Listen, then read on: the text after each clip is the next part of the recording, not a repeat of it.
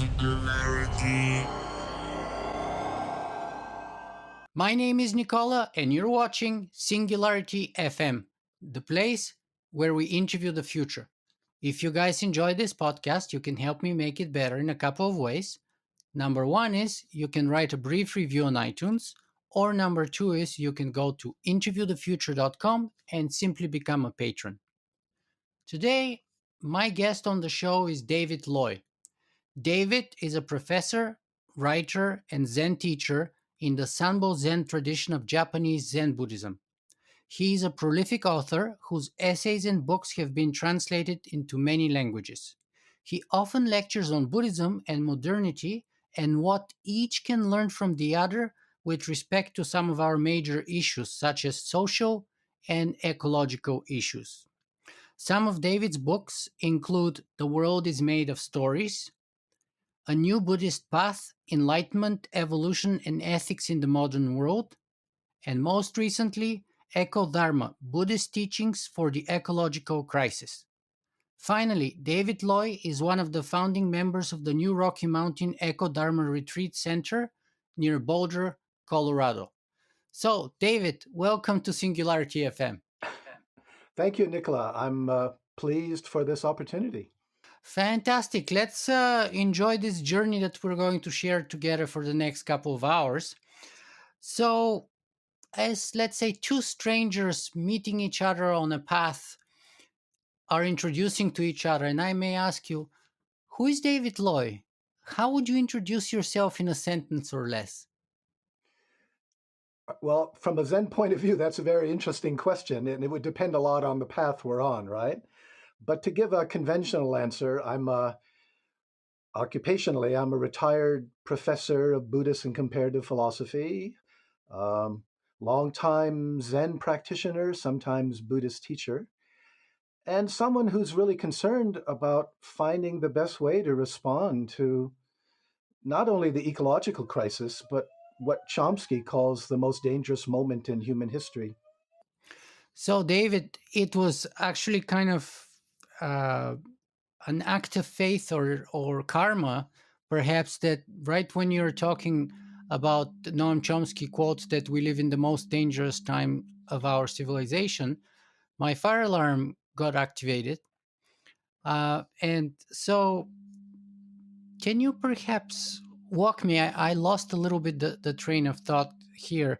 Can you perhaps walk me a little bit through whether you think you're first and foremost a Buddhist Roshi, a teacher, a philosopher, a book writer?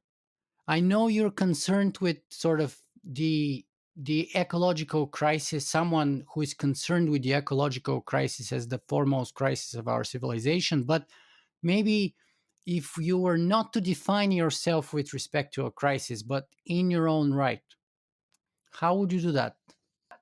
Well, it's an interesting question because I don't think of those roles as separate. I think of them as different aspects of the same thing, right?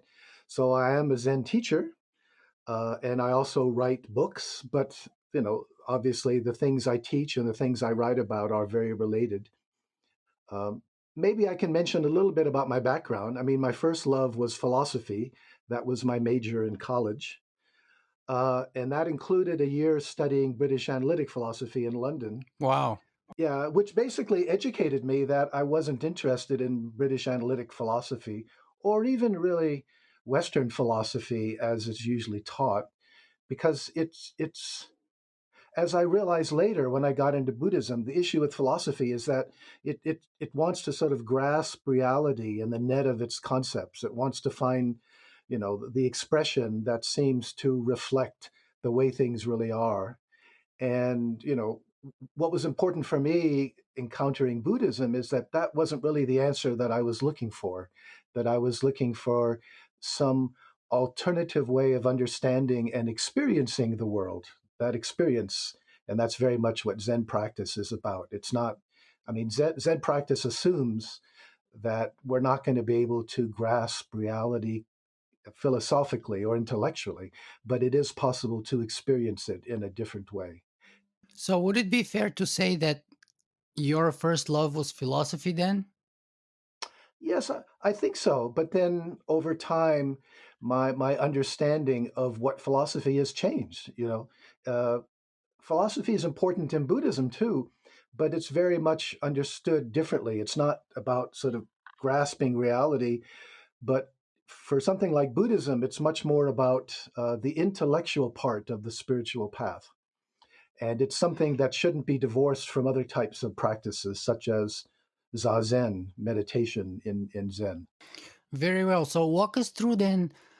Uh, what is it that philosophy left you wanting for that Buddhism provided for you? Well, it was interesting that that year in London, especially, uh, part of it is looking at the relationship between the philosophy and the philosophers, looking at the lifestyle, looking at the way of being, and, asking myself, well, they can be very clever, but are they models of the way that I would actually want to live? And frankly, they were very good people in their own way, but I didn't want to become like them. And it's interesting for me as a Buddhist practitioner, when I first met my Zen teachers at a retreat in Hawaii, from the very beginning, there was some deep connection. There was a sense that there was something really important here. Not only that I could learn from these people, especially Yamada Koen Roshi, but also I wanted to be like them. And that made a real difference. Yeah. Yeah, I can associate with that very much, and that's one of the reasons why Socrates is one of the few kind of philosophical teachers and philosophers of all time for me, because he lived his message together with a few others, perhaps like Marcus Aurelius.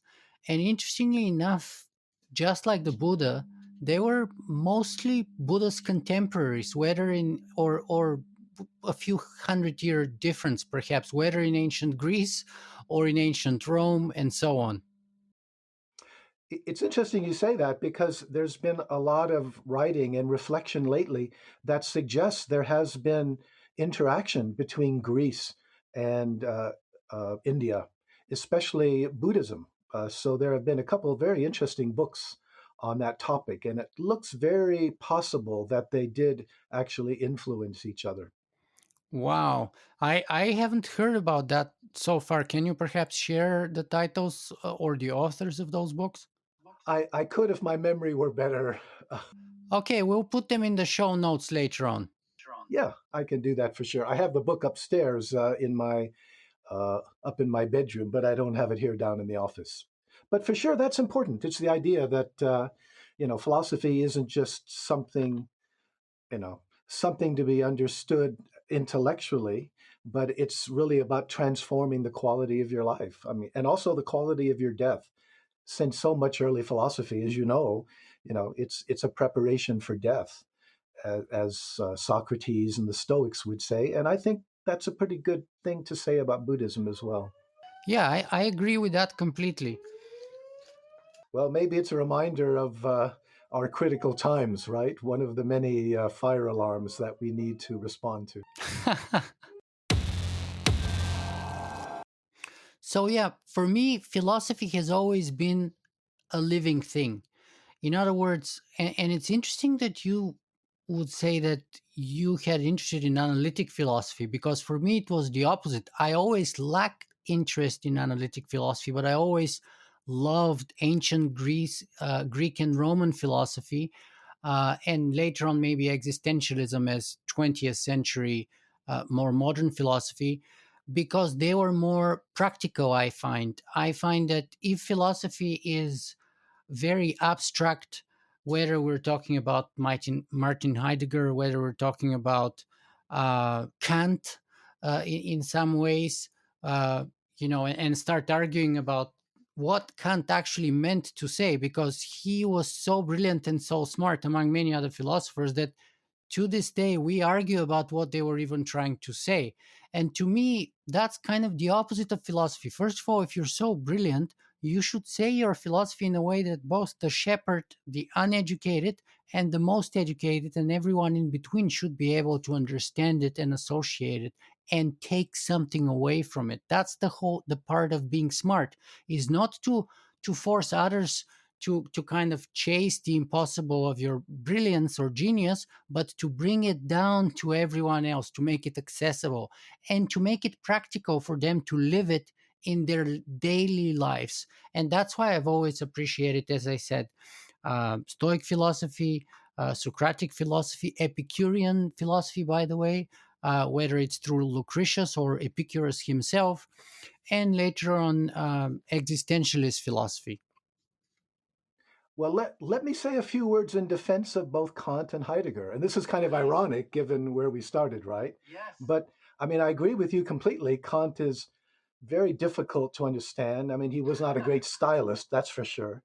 But, when you look at his position, his role in Western philosophy, he was the one who realized something that I think the Buddhists had realized a long time ago in India, that we don't just perceive the world, but actually our mind organizes it. In other words, the world as we perceive it, including ourselves as we understand and experience ourselves, that is actually a construct. And that constructivism, I think, is an extremely important development. But going on to Heidegger, my path wasn't through the ancients, but after analytic, I became very interested in the existentialists, including some of the older people like Kierkegaard and Nietzsche.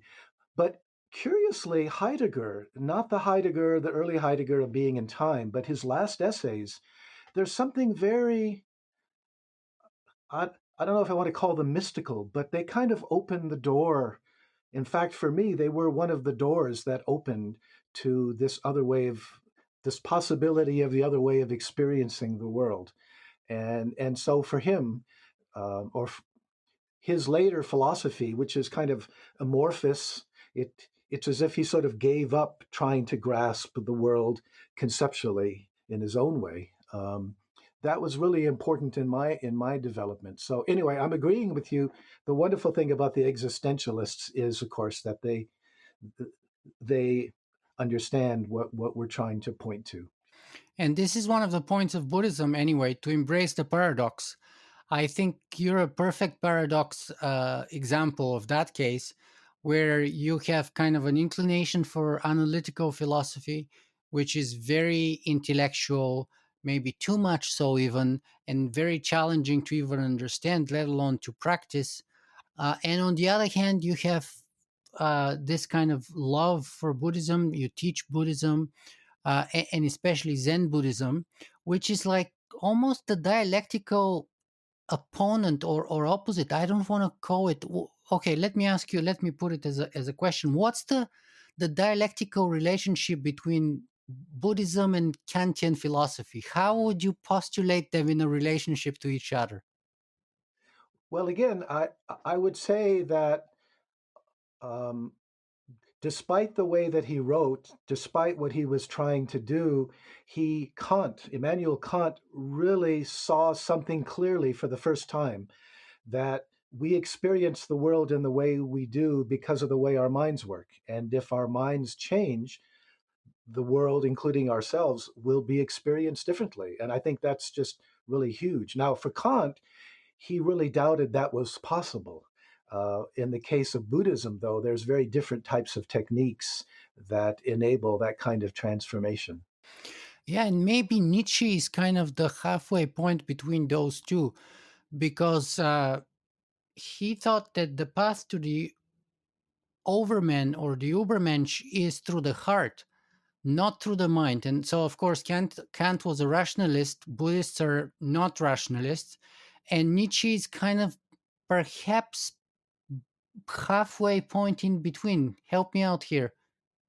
Yeah, well, I think you're exactly right. In a way, Nietzsche is my favorite Western philosopher of all. I've got a whole chapter on him in one of my early books, and he keeps popping up in all the other books his way. I think he had this similar intuition that there are other ways to experience the world, and even the idea of an Ubermensch. It's about um, I mean, the Ubermensch lives in the world in a different way than you and I and most people do. And why is that possible? Because for him, the world is a different place than it is for most people. Would we say that the Nietzschean Ubermensch is like the Buddhist Bodhisattva?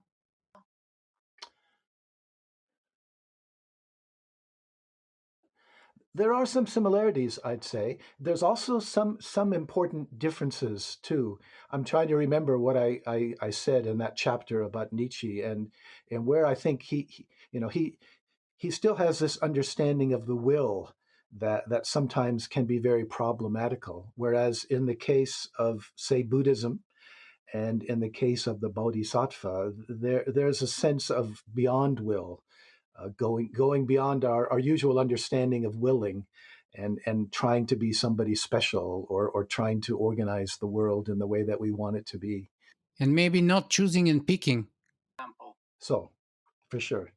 Yeah, there's that famous line in the third patriarch, right?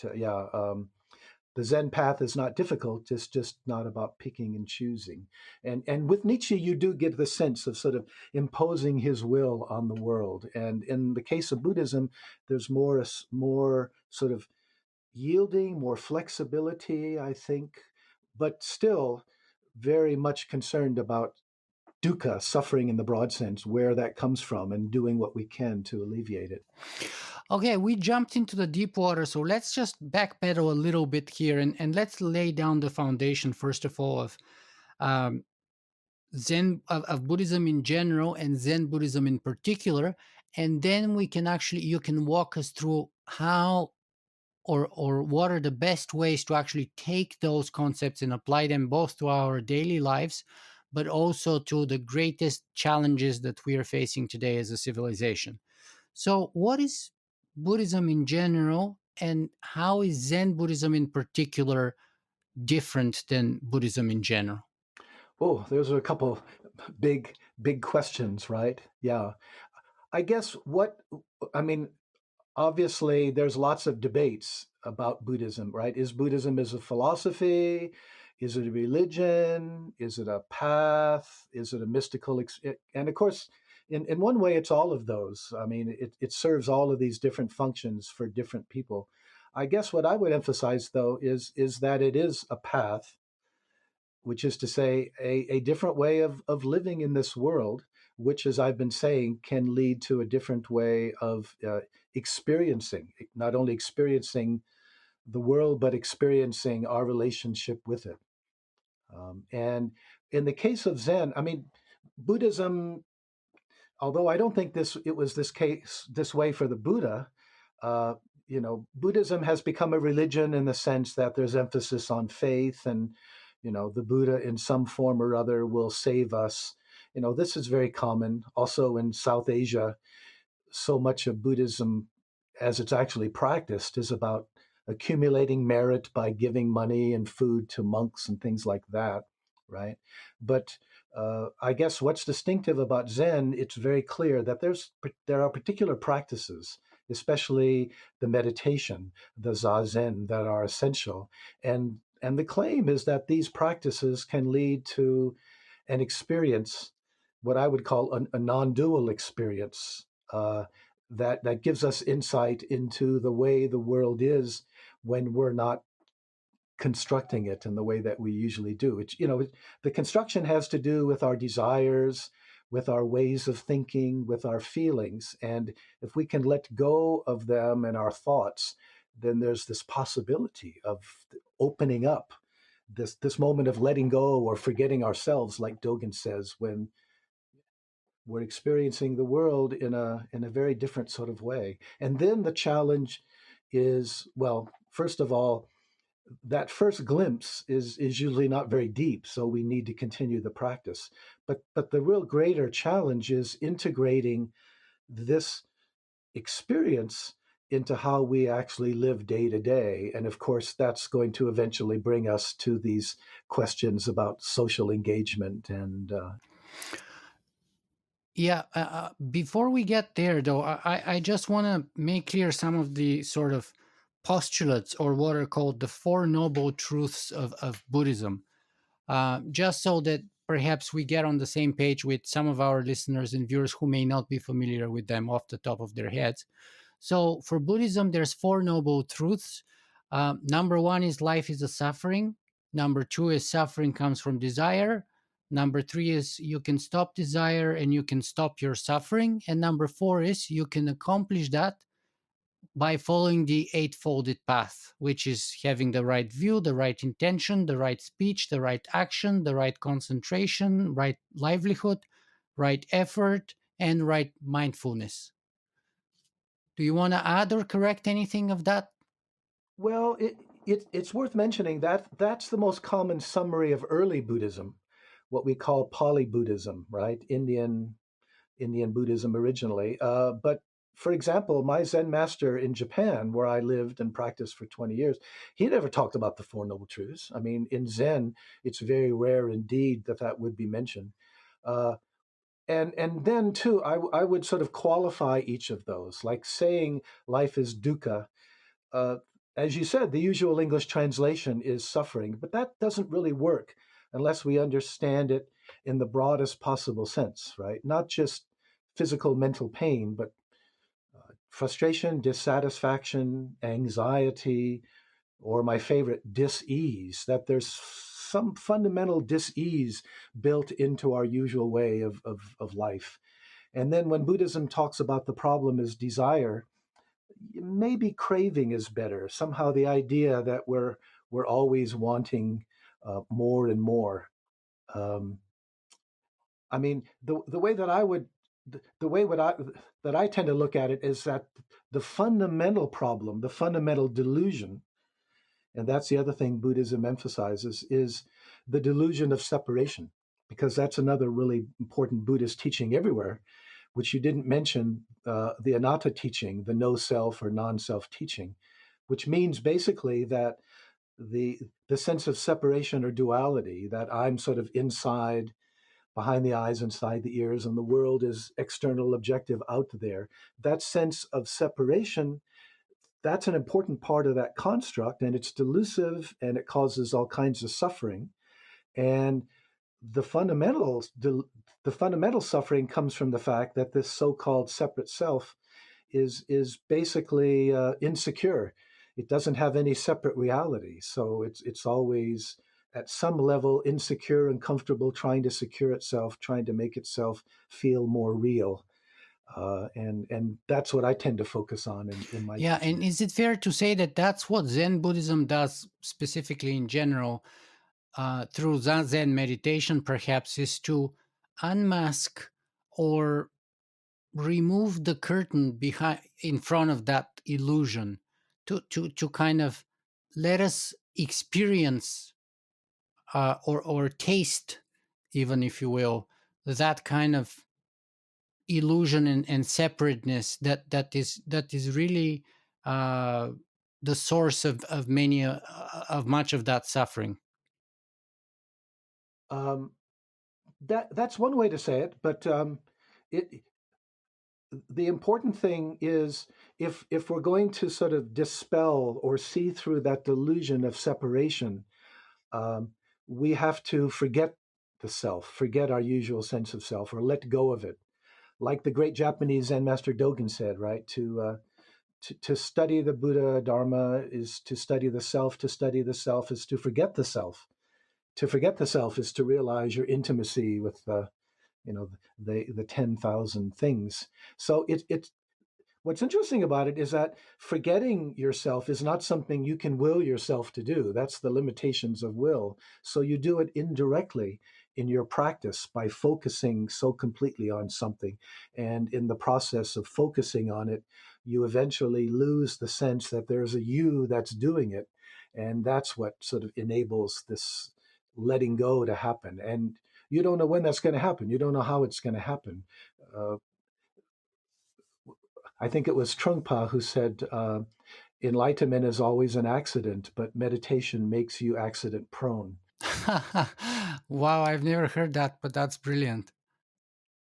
When you were speaking too, it reminded me, I think it was Rumi who said, I am another version of you, you are another version of me. Nice. Another basic Buddhist principle is interdependence, right?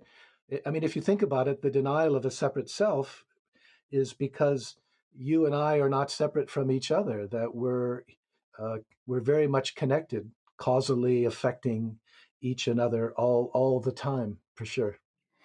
Very well, David. So we laid the kind of most basic and simplified versions or foundations of Buddhism and Zen Buddhism. Let's talk now about how we can apply them in our daily life, what they can help us with in resolving some of our greatest challenges, like, for example, climate change, and perhaps maybe even after that, we can talk about what are the implications of our relationship with respect to technology, uh, transhumanism, which is the merger of man and machine, maybe even other species, such as the potential of artificial intelligence, and so on. So let's take it step by step. What's the kind of most easiest or basic way that you recommend people take that kind of Buddhist insight about who we are in the world and apply it or live it practically in their daily life? What are the kind of small things we can do if we can start with them? The low hanging fruit, if you will. Sure. Well, let me start with two small Zen stories, right? In one of them, the student asked the master, what should we do when difficult times come, such as we certainly have now? And the master, I think it was Junmen or Unman. Um, Actually, I think it wasn't. But anyway, the response was welcome. In other words, our our our path, the Zen path, the spiritual path, isn't about avoiding difficult times. It's about opening up to them. And interestingly, when we actually fully meet these difficult times, it's often when the greatest personal transformation occurs. Right? We change, as opposed to the tendency to kind of turn away from them. And we can see some of that in Buddhism too. But even the kind of fundamental religious tendency to sort of want to transcend or escape this world. I mean, I think we have a real problem that our religious traditions, because the goal is to achieve some kind of transcendence, they end up devaluing this world to some degree as kind of a means to some higher goal, like, an eternity in heaven with God. This world is just qualifying for it. And you'll see some of that in Buddhism too. There are people who understand the goal as kind of a nibbana, a different dimension of reality that's indifferent to what's going on here. But the understanding of Buddhism that I is pretty clear in Zen, and I think it's more and more clear in Buddhism generally is, um, well, that leads me to the second story, right? Um, a student asked Zen master, and this was Unmen, I believe, Unmon in Japanese, Unmen in Chinese. Um, Uh, what is the fruit of a lifetime of practice, right? What do we get from all this meditation, spending maybe years sitting on our butts with sore legs, sore minds, right? And, Unman just said simply responding appropriately, right? Responding appropriately. Which is going to bring us eventually to this question: how do we respond appropriately in a world in such a dangerous situation? But the really important point here is that usually we're not doing that because we're caught up in our own heads, our own ideas, maybe our own gaining ideas. What can we get from this situation? Or, we're preoccupied by something or other that in effect distracts us from being fully right here and now. So, really, the goal of Zen practice and all genuine Buddhist practice is really letting go of that filter that you referred to, the filter of our thoughts, concepts, emotions, and so forth. And really, by being here, being able to understand what's going on and responding appropriately to that. So that connects with what I was saying earlier about non duality, that our usual sense of self, we have this separate self. And because I'm separate from this situation, my well being is ultimately separate from this situation, right? That's the usual way of thinking. And the kind of non duality is really being fully here, fully now, and not feeling that. my own life, my own well being is separate from the whole. I mean, that's the ground from which we naturally want to become engaged and naturally want to do what we can. I remember when my Zen master in Japan, Yamada Koen, he really made a point that whenever anyone has a genuine what he called kensho or glimpse of enlightenment or opening, uh, that's always spontaneously accompanied by feelings of compassion, by feelings of concern. It just goes along with the territory because it involves letting go of the delusive sense of separate self. So the people who have managed to accomplish that are often referred to as bodhisattvas or the awakened ones. Uh, what's the insight or the guidance or the directions that they can give us in addressing what you said was perhaps the biggest problem that humanity is facing today, which is to say, the ecological crisis that we're facing? Right. Well, let me just start by saying briefly that actually the bodhisattva path isn't about following that uh, eightfold path that you mentioned earlier. Uh, for bodhisattvas, the focus is on developing what's called the six perfections. In other words, it's really about kind of character transformation. Uh, become and the six character traits that we try to perfect or develop to the highest possible degree. Let's see if I can remember them: generosity, moral behavior, patience, determination, mindfulness, and finally prajna or wisdom. And again, it's the kind of wisdom I've been trying to talk about, the seeing through the delusion of separation. But I think the important thing to remember, um, when you look at the Buddhist tradition from the perspective of the challenges that we face now, Buddhism doesn't tell us what to do, and certainly the Bodhisattva path doesn't give us specifics about what to do, but it really does have a lot of really helpful in sort of guidance about how to do what we do. And what I focus a lot on, and maybe I should add here, I think the Bodhisattva path is the single most important thing that Buddhism does have to offer here that can help us respond. Um, what it emphasizes is that bodhisattvas have this double practice. They continue to work on their own personal transformation, but ultimately they realize that our own personal transformation isn't separate from the larger social transformation. And it's not just that they go together nicely, but they really depend on each other. And it's that combination, the kind of grounding that or stability or serenity that you can have, or that your personal meditation can ground you in, that can be enormously helpful, maybe essential for engaging in a deep and fruitful way in the kinds of problems we have now. How important it is that grounding can be to help us from getting burned out or angry or frustrated or whatever. Yeah, and it reminds me to the path that Plato talks about uh, in his allegory of the cave, where the philosopher walks out of the cave and is able to contemplate the good, which is like the sun, overwhelming and radiant and really amazing, but yet he drags himself right back into the darkness, into the cave, with those wretched souls who are still watching the reflections on the wall and thinking that that's the real reality. And he's taken for a madman, and a dangerous one at that, by those people, even risking everything. And yet the true philosopher goes back to kind of bring his knowledge and his insight and his wisdom of the good to everyone else as much as possible, even despite the terrible price that he most likely would have to pay. So that reminds me very much to what you're talking about, the bodhisattva, because there is this kind of idea about Buddhism, and it's been criticized occasionally for it, that you know you can become a Buddhist ascetic monk, go up somewhere up on the top of a mountain, live for 50 years in a monastery, and contemplate and meditate all day long, and live this kind of serene and beautiful life of, you know, uh, enlightened being.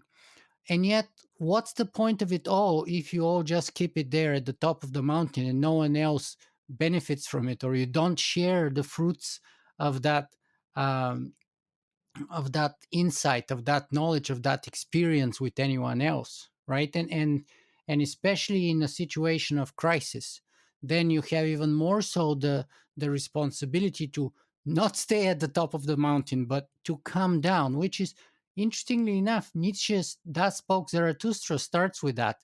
The wise man comes down from the mountain, right? So in a way, what we're trying to do here is discuss, and what your book EcoDharma is about bringing down the Buddhist wisdom and lessons, perhaps, to our ecological crisis, and is giving us specific insights or directions, if you will, how to do it. So why don't you share with us that path, the path that you call the eco-sattva or eco-dharma?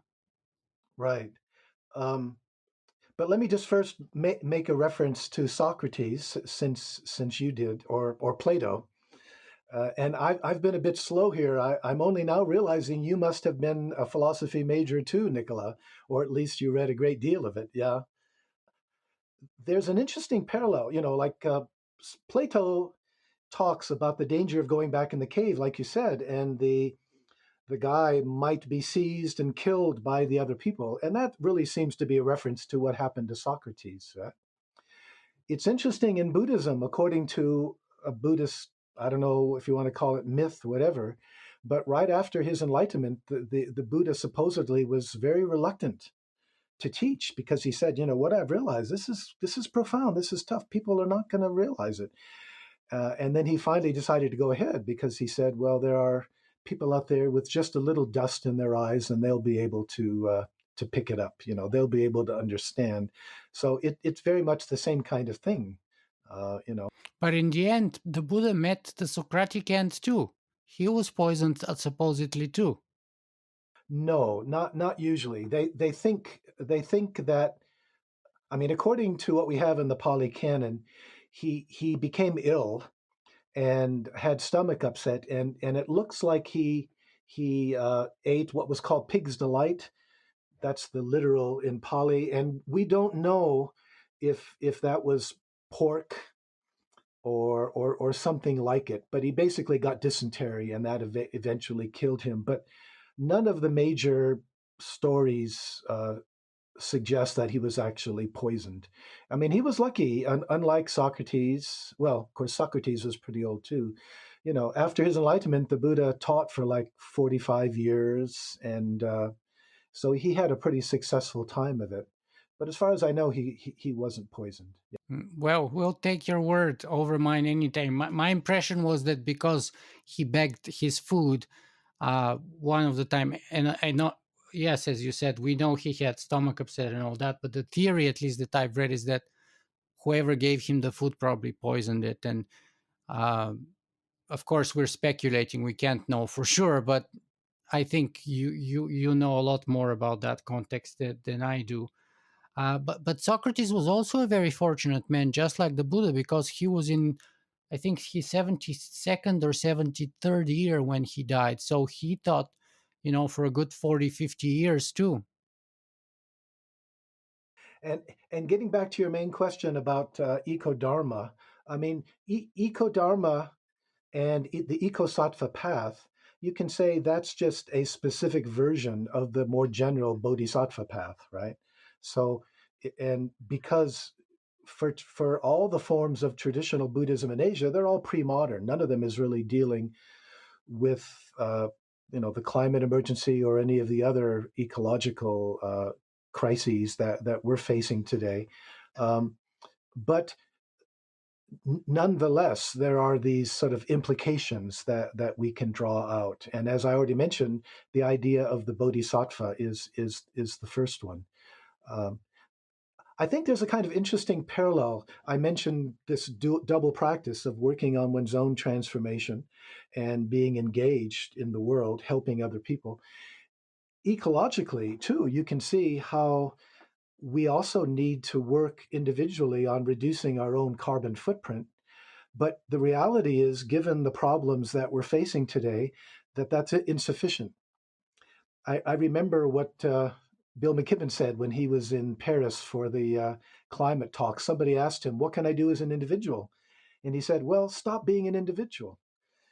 The point being there that individual action is not enough. We're facing structural, institutional problems, right?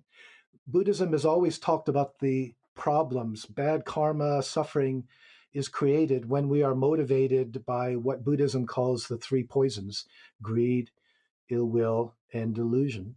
And I think the reality is in the modern world, they're institutionalized, right? For example, if greed means you never have enough, you always want more, I think, frankly, that's a pretty good description of our economic system.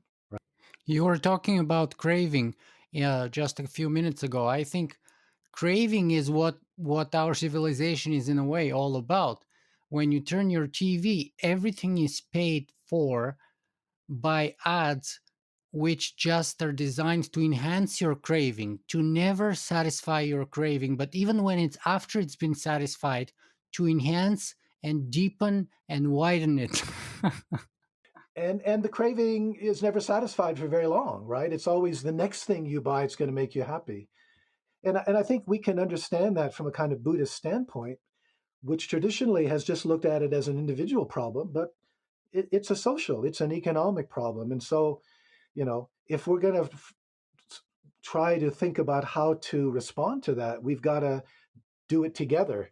It's not about David or Nicola being able to sort of make a difference much on an individual level. We need to sort of come together with other people and address fossil fuel corporations and the people that they buy and the judges and the Congress people that they buy. And we have some pretty big institutional challenges that require us to do more in that direction. Something that traditional Buddhism hasn't really talked about, but it just seems a kind of a natural development of Buddhism given the situation that we're in.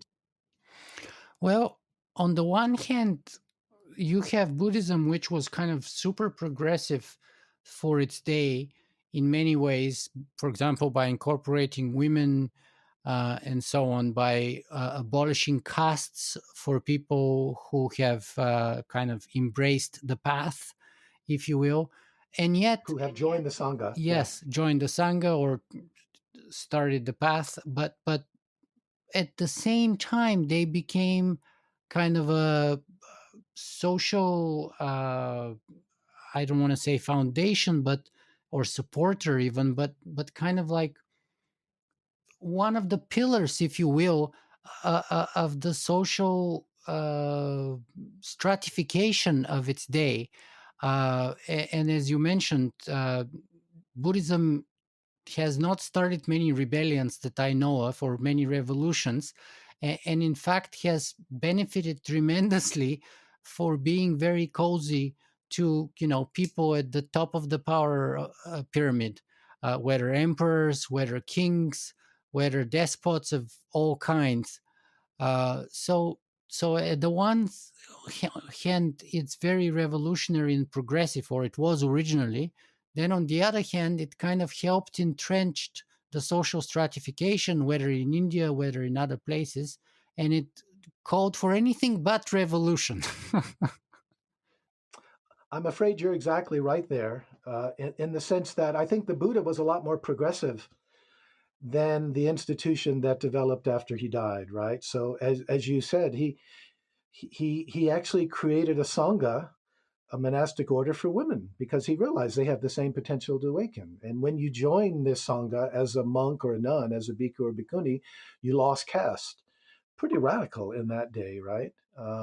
But after he died, what happened? I mean, patriarchy reasserted itself and pretty quickly. And the nun sanghas tended to die out. And also, early Buddhism wanted to be the early Buddhism was a cult, and in order to be successful, in order to thrive, it wanted and it often received royal support. So it didn't challenge, like you say, the political order. And in its function, it became quite conservative. But here's the important thing that I would emphasize, or and that I build on. Um, from the very beginning, Buddhism has emphasized almost most of all impermanence and insubstantiality. Impermanence in the sense that not only are things changing all the time, but so much so that they're not really things. It goes back to what we were saying earlier about interdependence. It's really, the world isn't a collection of things, it's a confluence of processes. And one of these, or several of these processes, are Buddhism. And how Buddhism, we can see the way Buddhism transformed every time it went to a new culture, to China, to Tibet, to Japan, Korea, and so forth. It changed radically by interacting with the local culture. And what's fascinating now is in the last century or so, Buddhism comes to the modern world, which is also globalized, but also a world, and as we've been saying, which is in a really dangerous situation. And so, frankly, I'm more concerned about the potential of Buddhism and Buddhist teachings for the future than what it has been in the past, because I think coming to modernity, coming to a situation where it has to respond appropriately to these challenges, there's this incredible potential that some of us are trying to sort of develop and unwrap. Yeah, and I hope people can see that your version of Buddhism is a kind of a very kind of a modern, up to date Buddhism that's not like separate or ascetic in its nature and divorced from daily problems that people can have, but actually is one of engagement, one of a kind of praxis, daily practice, and one of adaptation, maybe even, or evolution of the Buddhist principles to our modern context, to our modern lives. So you're not kind of very orthodox in that way. You're not very attached to the Buddhist metaphysics, for example, but rather you're focused on the prajna, on the wisdom and the lessons that we can take away from those stories to apply in our modern reality. So tell us, what are the three steps or elements of eco sattva, as you call them? Uh, the three, the uh, I'm not completely sure what you are referring to, but something that I'm often asked about. You know, because I wrote that book on EcoDharma, which says pretty clearly that Buddhism doesn't tell us what to do, but it tells us how to do it. And there's a long discussion in there about non-attachment to results, which we can get into if you want. But something but because of that book, occasionally people will come to me and say, wow, I'm really concerned about what's happening to the earth. I really want to be an eco-sattva, but I don't know what to do. And it's in response to that I've sort of started offering three reflections, contemplations, meditations that some people find helpful. And uh, they are really meditations in the sense that I think each of them really takes some time. They shouldn't be done too quickly. We really need to sort of get into them. The first one is, what do I have to offer? Taking account of everything: my age, my health. Um, am I retired? Do I still need to earn money? Where am I living? Are people dependent upon me? What are my skills? Taking all of that into account, what do I really have to offer in this dangerous situation? Uh, the second reflection is looking outward, given who I am, given what I have to offer, what are the serious possibilities for me? I mean, if you look at the ecological and all of the other social ills that we're challenged by, there are obviously so many. We really do have to focus based on what we have to offer. So, and sometimes this one can even involve a bit of research. I mean, for example, here in Colorado, where I live, a really important issue is fracking. which is, it's affecting our air quality, but it's also, damaging the atmosphere in other ways. And so it's not surprising that a lot of us are focused on that. But, your situation, your location, your networks maybe probably will be very different. So what, second one, what do I have? What are the good possibilities? And then the third one, having digested those first two, kind of putting them on a shelf, as it were, and sort of really going deep within, really meditating on this. What tugs at my heart? What calls to me out of those possibilities? Where's my passion? How does my compassion, how does my love really want to express itself? And it's not so much a decision here, it's more sort of trying to open up and get in touch with something deeper than our usual ego. And I think that's really important, because if we really would like to make a difference, I mean, we're obviously more likely to have a lot more energy and a lot more commitment to something that tugs at our heart in that way, rather than doing something just because we we think we should. Yeah, it's not so much an imposition of the will, but rather it is kind of listening to as you said, where the heart is tugging you. Um, but let me ask you this: many people find that crisis, the ecological crisis, very despairing, because the level of destruction that we have reached today and the rate of destruction that we have reached today in, on a global scale, planet wise, is kind of almost dooming us for some people. Not only the fact that we are in the midst of the so called sixth extinction, which means a variety of other species have gone or are going already extinct, but even our own potential self destruction. And many people are despairing. What does Buddhism in general, and perhaps the non attachment to results concept in particular, have to say about fighting a battle that, in all rational estimate, we're going to lose? Well, thank you for that question, which I think really goes to the heart of the issue for many of us. Uh, and in response, I think there are two really important issues. One of them is looking at this question of despair. Um,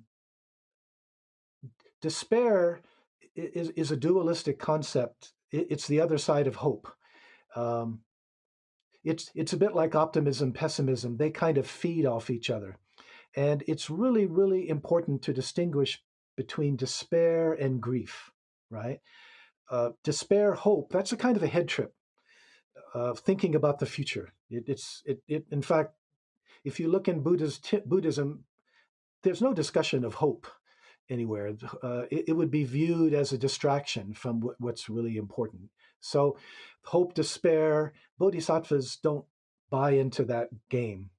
Um, Whereas grief is very different, and I think it's essential for us to feel grief at what's happening now. Grief is more bodily; it's more present. It's right here and now.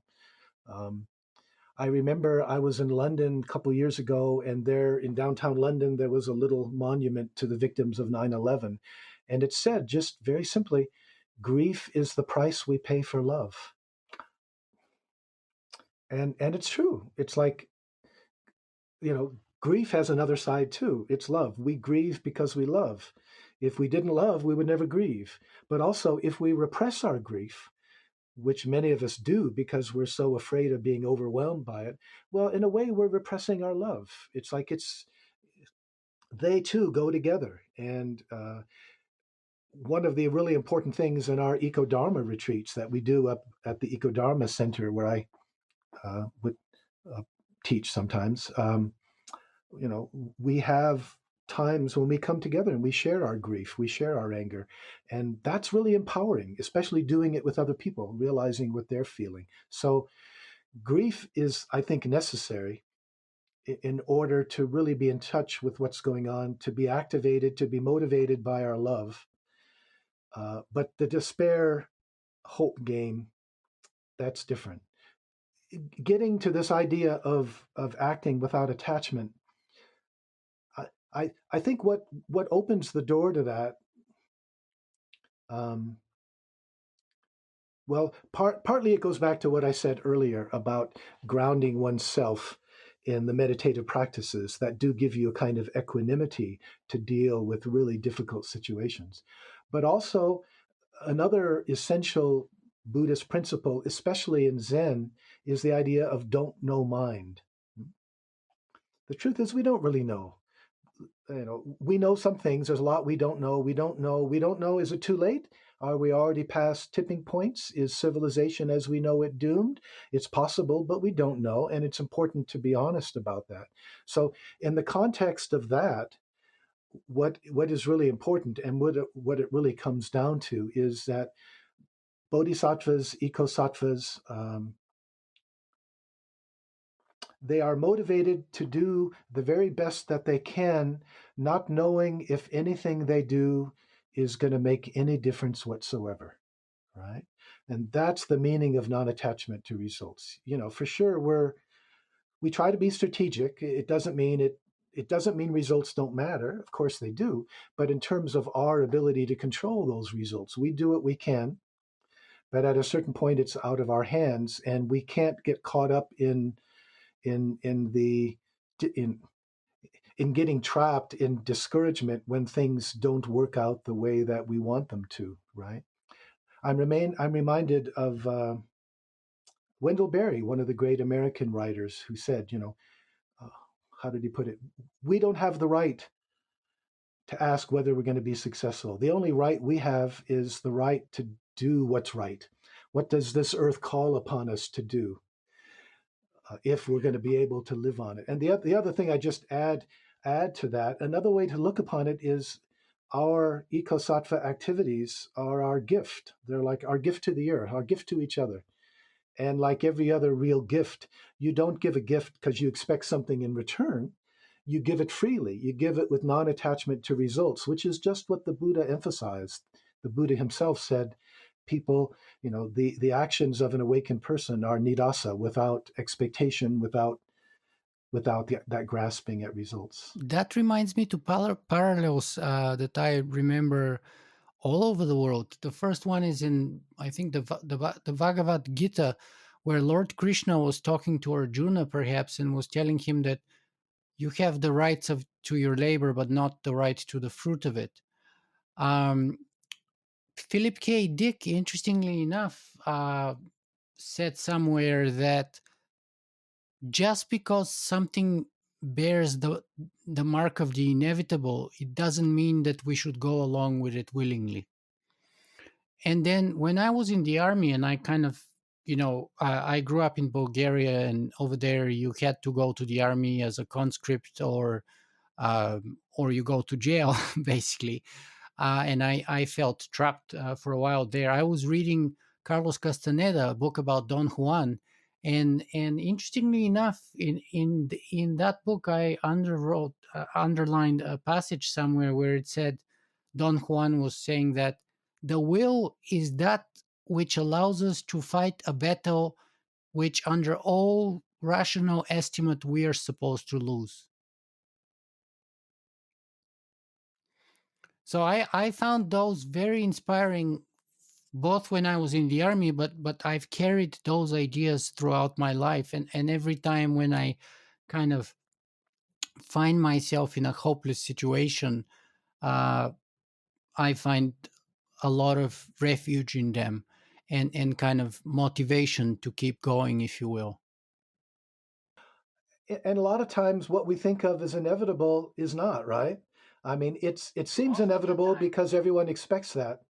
Like I'm old enough. I grew up in the Cold War, and we just took that for granted, and the Soviet Union and the communists. And then just one day, it seemed like overnight it crumbled. Likewise, Nelson Mandela in South Africa. It's like one day he's in prison. What is it, Rikers Island? The next day it seemed like he was free, and the next day it seemed like he was president. What's going on here? It's like the real potentials. We so easily just accept the way things are and think that that's the way it has to be. And as you're saying, often that's not the case. And one of the most amazing things about, or elements about, both of those transformations was the fact that both of them happened relatively peacefully. Both the collapse of apartheid and the collapse of the Soviet Union were presumed possible only after a very protracted and bloody kind of, whether interracial or kind of civil war in the case of the Soviet Union. And yet, none of those happened. And I think that's because there had been a change of consciousness, that the whole system had been hollowed out, that the people in the Soviet Union and that Eastern European bloc, they had lost, basically the ideological war of commitment that had been lost. So the whole thing was hollowed out, and when it collapsed, that's why it could collapse so quickly. Change of consciousness, which is interesting because, of course, that's what Buddhism is all about, right? Joanna Macy has talked about three different types of action, defending what's left, creating new structures, and working to change consciousness. And obviously, Buddhism is one element of that third. Let me bring in an alternative suggestion from our friend Jundo Cohen. I had Jundo here maybe a month or 2 months ago on my podcast, and he would agree with some of the kind of urgency that we have with respect to the climate change. But his take, and I'm kind of simplifying this for the sake of the argument, but his argument was that Buddhism is way too slow, it takes way too long, and we don't have time for it. And so his opinion is embrace technology and start putting brain implants into people. Brain implants that, for example, if you're a criminal with certain kind of violent past or a child abuse record or anything like that, you would have this kind of a brain implant which could moderate or maybe even completely extinguish your desires to do violence or to abuse children or what have you. And also, generally, for other people, it will be able to moderate or even, if not entirely, eliminate our craving. And so, Jundo's proposal was kind of taking this technological shortcut, if you will, which kind of really blew my mind. And the funniest thing of all was that I am the supposedly technophile. I argued against it, and I argued that technological shortcuts never work, that they usually take double the time and double the effort and at double the cost. And him who is supposed to be the technophobe, he was arguing the opposite. He was arguing in support of brain implants and changing us not through our kind of uh, ethical and moral personal growth, but rather through uh, technological enlightenment, if you will. Wow, I have to say it's the first that I've heard of that kind of proposal. Um, He has a whole book about it that's upcoming, and he's looking for a publisher about it for it. Interesting. No, I just wanted to offer a quick comment on what he said about Buddhism being too slow. Uh, I mean, in one way, he's certainly right that traditional Buddhism is very much limited, and even the way the path to enlightenment works. I mean, it takes years of meditation. So I assume that's what he's referring to, um, and I think there may well be technological possibilities of a different sort. You know how, we have um, on. I'm spacing out now, and I can't remember the name, but immersive worlds, Virtual reality or the virtual metaverse. reality. I mean, I think there's enormous potential there to create virtual realities that could well encourage people, that that would help people transform, understand more quickly than ever before. So when I think about technology and the contributions of technology, I think more in those terms. Certain types of, I don't know if you want to call them games, or situations or worlds that could, well, it's like we're all familiar with games and how sophisticated they've become. Can we imagine Buddhist games, Zen games, where the goal is enlightenment, and there's different things that happen, including some kind of contemplative practices built in. So anyway, I don't know enough about AI or those worlds to say for sure, but I find it kind of intriguing. But I like that very much. I think that that's an idea that I personally am 100% behind. You can perhaps, as you said, gamify ethics and morality and enlightenment even, and you can create virtual simulations for enlightenment, which could potentially shorten the duration of that kind of process. We know that that works for PTSD.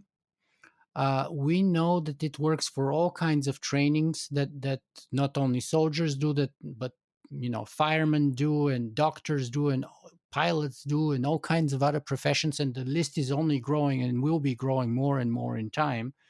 Why not create a Buddhist game where we can gamify enlightenment? I love that. I think that's a brilliant idea, and I could totally be behind that a lot more than Jundo's idea, which I kind of sort of I told him I it smacks way too much of the Holocaust to me, which is strange because he's Jewish originally from the Bronx, and even stranger to come from him.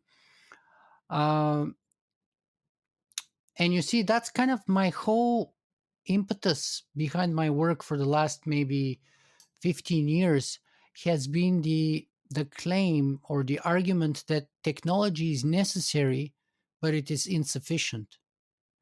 In other words, it is good that we have technology. I love technology, but I don't worship it.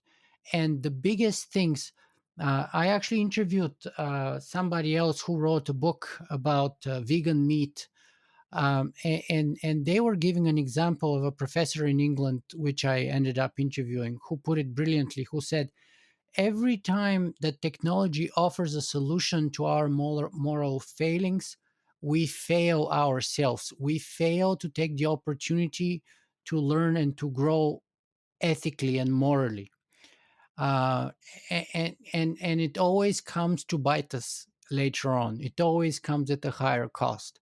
So I don't think that there's really a technological shortcut to enlightenment in that sense that he's talking about. I don't think you can create a gene or a brain stimulation implant or anything like that, which would unfortunately make us all less violent, or unless we become zombies, then we would have no freedom and no real awareness, and then we'll be just puppets. But as long as we retain our freedom and our ability to be autonomous agents, then, as illusory as that might be in some ways, but then we are the ones who are responsible, and therefore we hold the keys to both kingdoms of heaven and hell, if you will. Hmm. Um, I think you're exactly right there. And it just occurred to me how that applies to Jundo's suggestion here. I mean, when you consider here in the United States our criminal justice system and how corrupt it is, and how blunt in the way that it is subject to electoral politics, right? Politicians play on tough on crime, and we know people of color, especially black people, suffer disproportionately. The United States has by far what we have. What is it? 4 to 5% of the world's population and 25% of the world's prisoners. I mean, we have a very problematic system. For-profit prisons. And actually, Jundo was giving that as an example of a motivation why stuff needs to be done, because he's also a lawyer by education and he has worked in that system. And so his claim was that his proposal stems from deep compassion for those people who are abused by the system terribly, and who would be better off, he thinks, with implants in their brain outside of prison than being locked behind the prison bars with nothing in their brain. I mean, in addition to the scientific questions of how that could be done efficiently, and legal questions, whether it's even constitutional, uh, I, I can't see that as something that would evade the kind of political football problems. It's like that would just become one more thing used by politicians to advance themselves. I mean, because the system is corrupt, he's offering it as an alternative. And I'm saying, I just think that would become part of the system and it would be problematic for many of the same ways. Absolutely, and it reminds me now. In his defense, he was talking that people would not be forced to have it, but would volunteer. In other words, they would be given the option: you can either go to jail for a very long time, or you can volunteer to get this brain implant, and then we'll let you go home. Uh, and because you would be moderated sort of internally with deep brain stimulation or whatever against your cravings to violence or child abuse or what have you, rape, you name it, you would be safe both for theirs, for the people around you and for yourself. But my response was kind of along your lines, which was like, who? Because I come from a communist background, and to me the question is, who decides, where's the benchmark, who decides who is to get what for how long, and who is going to kind of be the authority that watches over how this is being implemented, and what are the checks and balances in the system. And my concerns, as someone who lived under communism, is that that system is rife for abuse. And once you get a brain implant of that kind, who is to say that they cannot hack it and start manipulating you to do other things, not just to diminish violence and so on, but to vote specific ways or to buy specific products, etc., etc., right? And so to me the potential for abuse, the danger for abuse and the temptation for abuse for those people that you're mentioning is way too high than any potential benefits. And a more immediate problem. Um, Jindo's concerned about for-profit prisons, but the technology we're talking about is extremely expensive, and uh, obviously there would be a lot of money to be made. But first of all, the technology doesn't exist, right? It's our ideas, but obviously it's going to be very complicated, very sophisticated. Due to there's likely to be bugs, and the corporations that have this patented, they're going to be making piles of money on this. So again, you're replacing for-profit prisons with for-profit implants, and how is that going to work? I mean, it just seems there's too many issues, too many of the same kinds of issues. I think we're on the same page here. This is just a pretty problematical Well, technology. let's move on and talk about some of the other potential crises that we're facing today. Could I add one more thing Sure, first? of course. Sorry to do that, but it just occurred to me when we were talking about the idea of immersive realities, virtual reality, and getting a more specific example of how that might even work. Thinking about karma. Karma is a really important teaching in Buddhism. You're reborn according to your karma. What you intentionally do creates, it somehow changes things, and it's going to come back and get you. And I just think how something like that could be easily, well, not easily, but it could be incorporated into those kinds of virtual reality worlds where, according to what you do, certain types of things are likely to happen to you as you're living in them. And I could just see that as being a bit more specific about the kind of ways in which those alternate realities might want to work. So I just wanted to get that in there. Sorry. Yeah, I like that. It's like each level of the game that you play, you would be rewarded or punished based, points taken or points given based on what you did and how you did in the previous level, which is kind of like on the karmic principle, right? Strictly speaking, we don't call it reward or punishment. It's just cause effect. Yeah, that reward punishment is more Christian or something, but it's just cause effect. Right. My concern with that is that, it kind of makes it very, and that's I've always had a very soft spot for Buddhism in my heart, as as opposed to all other major religions.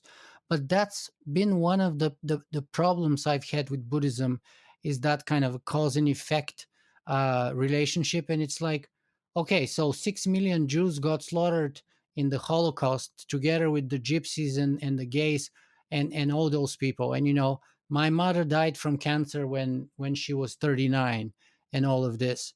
And my wife was diagnosed actually 2 months ago with cancer, and through just some extreme set of circumstances, she had an operation, and the pathology report came that it's a benign tumor, and only 1 to 3% of people who are diagnosed with her type of bladder cancer, only 1 to 3% of them end up having what's called, um, I think it's called urothelial papilloma, which is benign. And so for me, all of those examples say, well, those are all people who didn't deserve what they got. So does that mean that according to Buddhism they had it coming because they were terrible monsters in their previous lives and they deserved what they got? And I've always had a problem with that. Yes, and I agree completely. I think that, well, first of all, notice the connection with previous lifetimes, as in the case of your mother and wife, pretty fine people. And so it's easy to say, oh, it must have been in their past lifetimes. The, you never know, do you? But I think it really distorts what the Buddha was getting at. That if you really look at what the early uh, scriptures, the Pali Canon, what the Buddha contributed was the importance of motivation. What's the intention behind what you do? And it's not that you need a future lifetime or that kind of cosmological understanding. I think it fits in with very nicely with what we were saying earlier, that um, the world changes when our mind changes, right? Right? If a pickpocket is in a crowd, he's going to see people's pockets.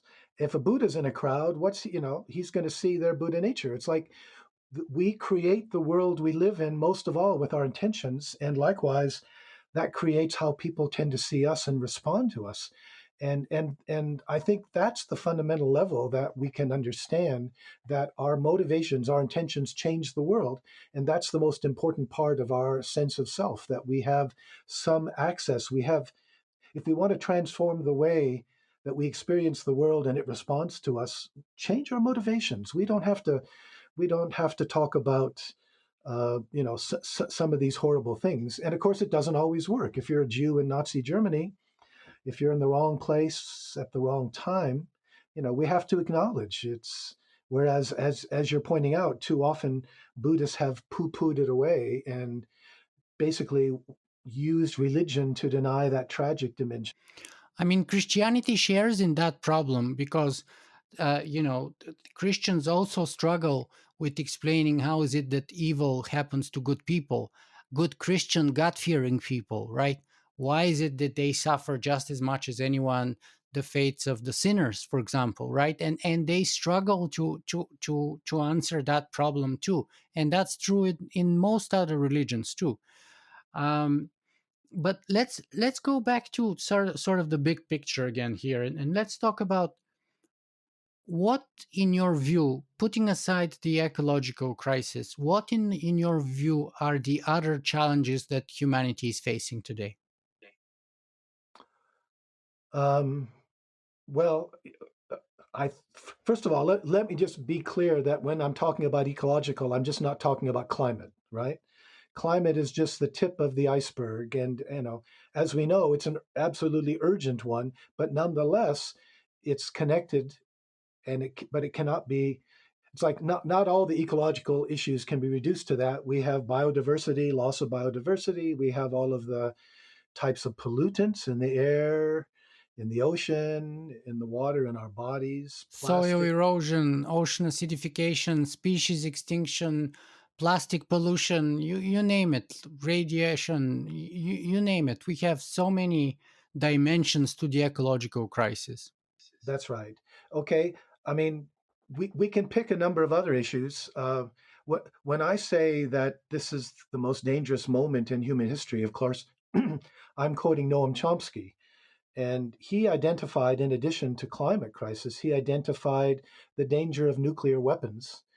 Interestingly, he said that back in what, September 2020. At the time, I kind of poo-pooed it, and now, we wonder with Ukraine, is this the beginning of World War III? We don't know. But and the other thing he emphasized was the decline of democracy, the rise of autocracy. I mean, when I was young, there was the sense that the world was getting more democratic and so forth. And it's harder to have any naive ideas about progress, either social or technological, or, well, simple technological. It, what am I trying to say here? I'll leave out the technological for the moment. But what I'm trying to say is socially, politically, any ideas about progress, I think, are really questionable now in terms of what we can see happening around the world, that so many states have tended to sort of slide back into autocracy, if not dictatorship. And as we know, Chomsky said this before January 6th, but even in this country, we're all aware democracy is much more fragile than we ever thought. In fact, one of our major parties seems to be not very committed to it anymore. So that's one huge issue. The other issue that I would really emphasize, and I've started talking about this in Buddhist communities, is um, the incredible, already obscene, and still growing gap between the wealthy and the poor. Right. Um, And this is connected with the climate crisis as well, because when you look at carbon emissions, if you look at the 25-year period between 1990 and 2015, there's that a really crucial period when we could have done something, right? Um, when what we could have done would have made more difference when carbon emissions have just grown. But in that 25-year period, the wealthiest 1% of the world's population were responsible for double the carbon emissions of the bottom 50%. I mean, just to take that in other words, the climate crisis is also a class crisis. It's an economic crisis. Uh, here, here in the United States, I think the top two, is it two? I think the two wealthiest individuals are as wealthy as the bottom 50% of the people in this country. That the top 1% in this country uh, have wealth equivalent to the rest of of 92%. It's just, I mean, it's just mind-boggling. This increasing gap between rich and poor. Back in, was it the 50s or the 60s? The gap between the CEO, the salary of the CEO, and the average worker was something like 30 times. Right. Now it's over 600 times, and in some cases, 1,000 times, which means every dollar the poor worker gets, the guy at the top is getting. And it's like, what? I mean, Yeah. I think it was Felix Frankfurter, one of the Supreme Court justices, who said long ago that we can have great extremes of wealth and poverty in this country, or we can have democracy, but we can't have both. And, the way I've put it is trying to connect. The reality is, we don't really have democracy in any simple sense. We have the forms. It's plutocracy, which is a form, right? It's like it's basically controlled by the wealthy in terms of the way that they use their money to lower tax base, to elect people, et cetera, et cetera.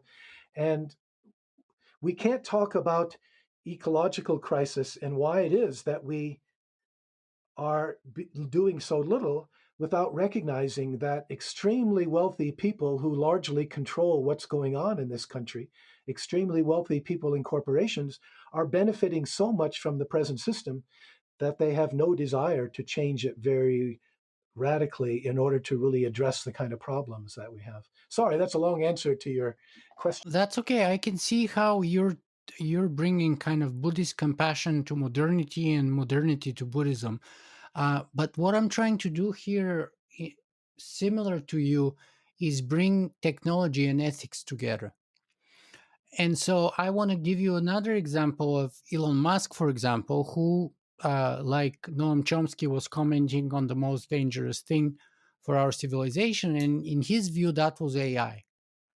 He said that AI is more dangerous than nukes because, for in his estimate, and I think he's totally way out of the mark here, but in his estimate, nukes cannot destroy our civilization, but AI can wipe us out. I think nukes can totally wipe us out.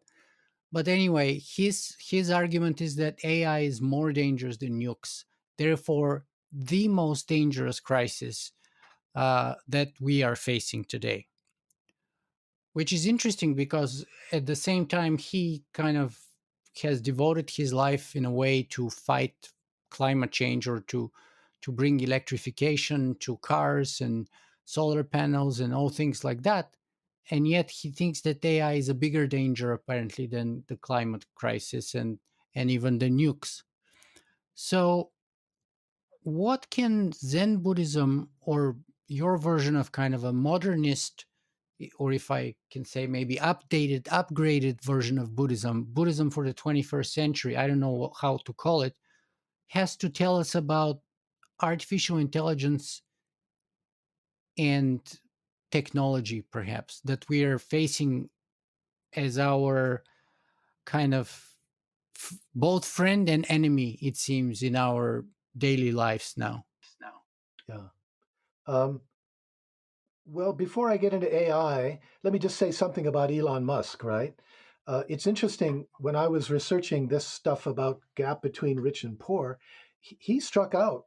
He stuck out because he said um, he acknowledged, the fact that we have these billionaires and at the same time increasing poverty, and he said basically that's not a problem. He doesn't see it as a problem, and I thought that was a very kind of odd thing to say. I've actually heard him say that anything that promotes concentration of power is against democracy, and anything that promotes decentralization and spreading of power, therefore, promotes it.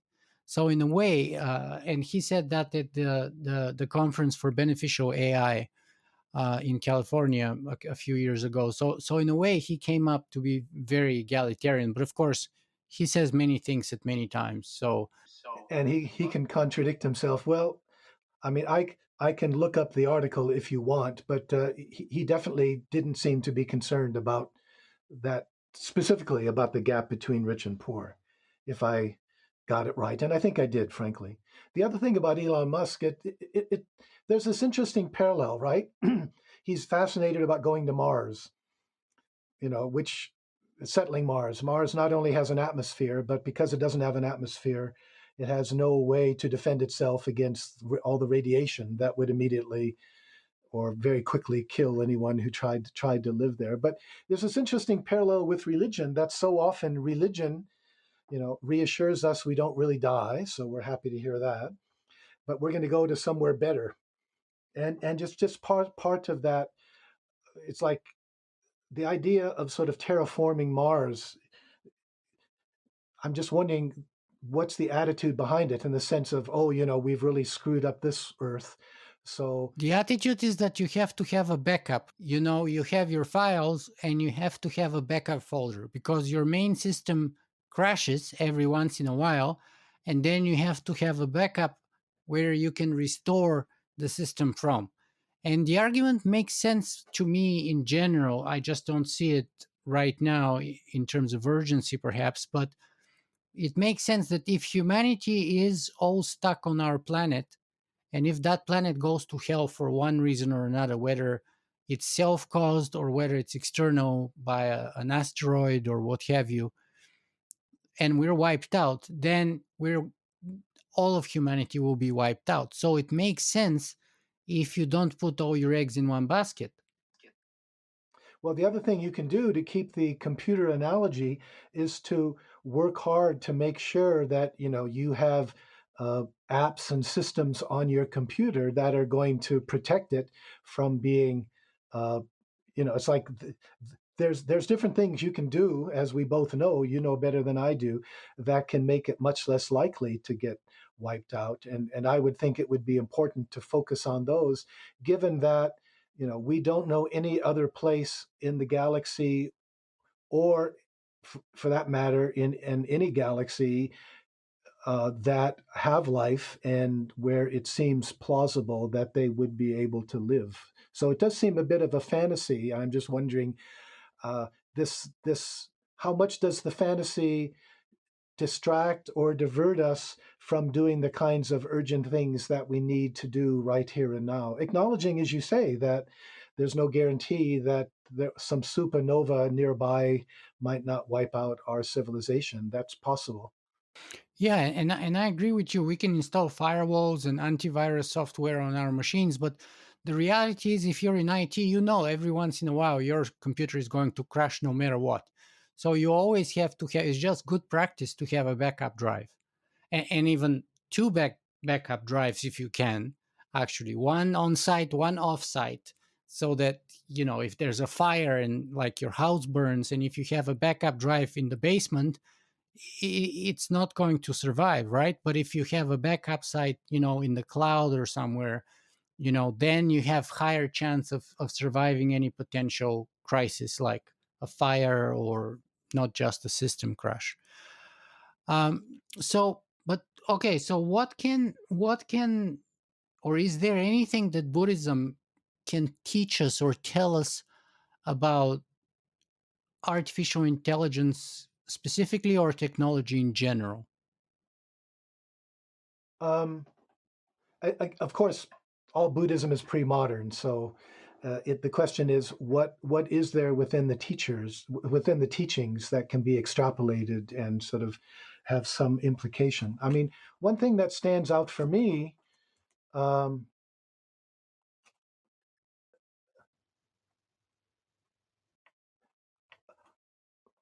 my sense is that Buddhism wouldn't condemn. It's like Buddhism wouldn't offhand sort of condemn AI, nor would it approve of it. To some degree, what Buddhism would do, I think, is look at the intentions, but also look at the larger context. So I think what stands out for me is the Buddhist teaching of interdependence. And, if you're going to talk about AI, you have to talk about what are the possibilities of the technology. You also have to talk about who are the people creating it, what are their motivations, where are they coming from, what kind of economic and political system is it being created within, how autonomous is it, how much will it be distorted, perverted, say, by authoritarianism. We were talking about implanting things whereby governments might be able to influence or control us. I mean, those dangers are always there. So I guess the number one thing that comes to mind, and I appreciate that it's not very much, but I think it's really essential, is we'd always have to look not just at AI itself and what it seems to be physically able to do, technologically able to do, but always evaluate it in the larger social, political, economic context, in terms of who's doing this for what reason, what's their motivation, how are they gaining, how are they losing, what's it doing to society as a whole. How about the moral principle of non-suffering, or minimization of suffering? So, for example, I believe there are brain implants now to help with Parkinson's disease. I have a Buddhist, a Zen friend, who I believe he does have Parkinson's, and I believe he's had inserts that have helped with the pain. That's wonderful. I mean, unless there are uh, side effects that I don't know about and I haven't heard them, we call them side effects. They're just effects that we don't like, right? So unless there are these side effects, I don't see any problem with that. Yeah. How about non-violence as a guiding principle towards or within our relationship to artificial intelligence? What does that mean? Well, so let me backtrack and give you an example of how I see it, for example. So About 7 years ago, me and my wife went vegan, and there's a diversity of reasons. Our own personal health, the health of the planet, the animals itself, who suffer, obviously suffer when they're being raised in industrial production plants, and suffer when they're being slaughtered mercilessly, and so on. But another reason, which is unique to my specific context, is that it could be used as a model, as an example of a relationship between two um, um, diverse intelligences, where supposedly one is superior and one is inferior. In other words, what I'm trying to say is that, just like, we cannot justify our alleged superior intelligence as a sufficient reason as per why we're eating and killing, or you know, wiping out, 72 billion animals on our planet annually. I think the artificial intelligences, who are allegedly going to be much higher intelligence than we are, they shouldn't have that as an excuse or as a reason to wipe us out. And we don't have any guarantee that they would adopt that kind of a principle, but we can sort of help them out by living as an example of how one superior intelligent species can treat supposedly other species of supposedly lower intelligences, just based on the fact that they can suffer or experience suffering too, and therefore they should be treated in a way which shouldn't promote such suffering.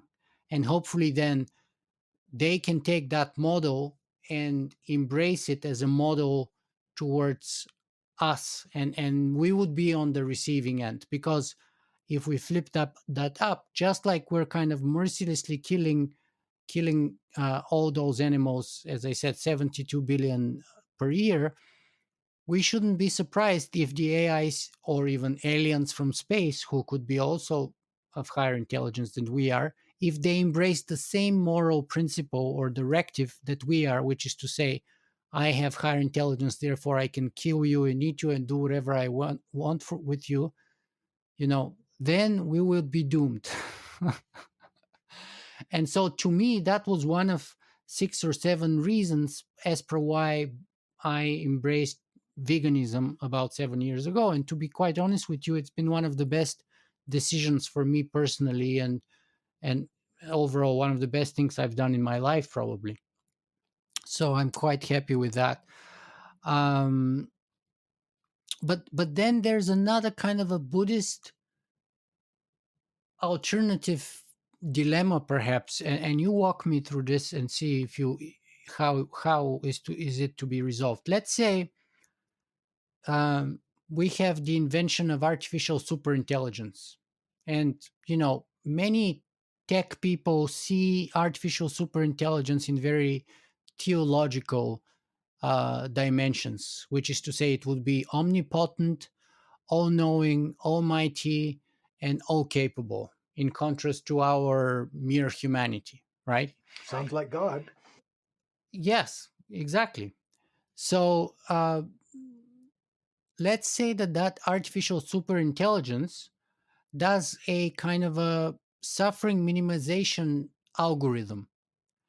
And it turns out, you see, that humans are the cause for the greatest suffering on our planet. And therefore, the best way to minimize suffering on the planet overall, among all living beings who are able to suffer, would be to simply wipe out humanity.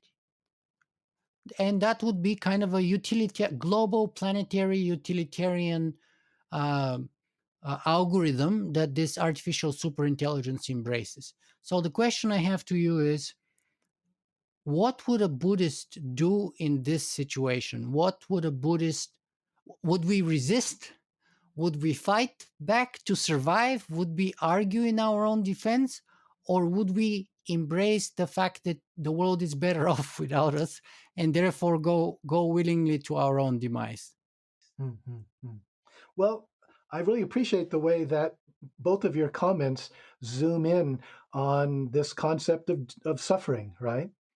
And you were reciting the Four Noble Truths before. The first one is dukkha, suffering in the broadest sense. The Buddha himself said all he had to teach was dukkha and how to end it, which raises this question, well, maybe if we wipe out humans, we've wiped out suffering. It, yeah. It's interesting that um, in contrast to the Abrahamic religions, such as Judaism and Christianity, Islam, Buddhism, like the other Indian religions, hasn't just focused on humans, but all sentient beings. So, for example, in the Zen tradition, we recite the Bodhisattva vow: sentient beings, living beings are numberless. I vow to save them all. Right. So the idea is uh, our concern about suffering isn't just restricted to us, but it concerns, among other things, all the animal species that are dying out, but also all the animals that we are causing suffering to. I remember reading recently, by far the most common bird in the world is the domestic chicken, many more than any other type of bird species in the world. So there is this great responsibility there. By traditional ways of understanding Buddhism, among some people, they might approve of what you said. In other words, they might go along. It's like, oh, well, that just gets rid of suffering. Although the Buddhist idea is that if you haven't realized something, if you haven't really awakened, that karma is going to be reborn. And some Buddhists would say, if life on Earth, say, gets wiped out and there's no humans left, which is a possibility, of course, um, then they'll have to be reborn somewhere else. What that means, where that somewhere else is, I don't know, they don't know. But the idea is that the karmic tendencies that cause suffering are still functioning and still would require some kind of rebirth. So it's not just about stopping rebirth, it has to be done in a particular kind of way. But let's say that the AI comes up with a way to kill us in a very humane and the least Well, that's not suffer. the issue. Yeah, but the issue is, should we fight and resist, or should we go along with it? Well, let me answer indirectly by saying that I find the usual Buddhist way of talking about suffering as sort of too one-sided or limited. That the other side of that is what I might call flourishing. To, not only human flourishing, but flourishing of the whole biosphere, right? So on the one hand, we want to stop our suffering. We want to stop the suffering of all living beings. But on the other side, you could understand the Buddhist teaching as helping this flourishing. And you could understand the role of our species. Wouldn't it be wonderful if our species woke up, if we managed to get beyond our individual and species and nationalistic egos and realize that we are one, that our species, like every other species, is an experiment of the earth, and in us, the earth is becoming conscious, self conscious in a special kind of way. And rather than using that, we're special, we can abuse. And what if we saw our role on this earth as we are the species that realizes we're no better than any other species? And what if we understood our role as helping the whole biosphere to flourish? What if that was the meaning of human life, a way of acknowledging our interdependence, that our own individual and species well being isn't separate from the well being of the whole? You see, what I'm pointing to here is we could understand the role and even the meaning of the human species in a kind of evolutionary direction, which in a way may be necessary.